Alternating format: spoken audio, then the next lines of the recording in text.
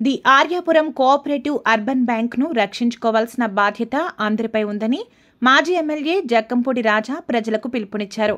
సోమవారం స్థానిక తుమ్మలవ ప్రాంతంలో కోఆపరేటివ్ అర్బన్ బ్యాంక్ ఎన్నికల నిమిత్తం ఏర్పాటు చేసిన ప్రధాన కార్యాలయం ప్రారంభోత్సవ కార్యక్రమంలో ఆయన పాల్గొన్నారు.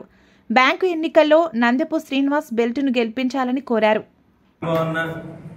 అలాగే మన పెదిరెడ్డి శ్రీనివాస్ అన్న వీళ్ళందరూ కూడా సమిష్టిగా ఈ బ్యాంకుని మరింత అభివృద్ధి చెందేటట్టుగా చూడాలి.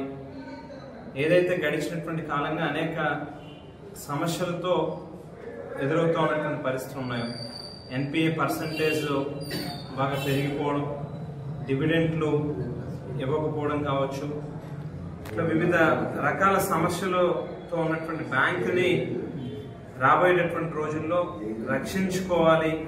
రాజమండ్రి ప్రజలకి అనేక రకాలుగా సేవలు అందిస్తున్నటువంటి ఇటువంటి బ్యాంకుని కాపాడుకోవాల్సినటువంటి బాధ్యత రాజమండ్రి పౌరులుగా మన మీద ఉంది అనేటువంటి ఒక బాధ్యతతో ఇవాళ ముందుకు వచ్చారు తప్పితే ఏ రకమైనటువంటి వ్యాపార దృక్పథంతోనో లేకపోతే పదవీ కాంక్షతోనో మాత్రం ముందుకు రాలేదు.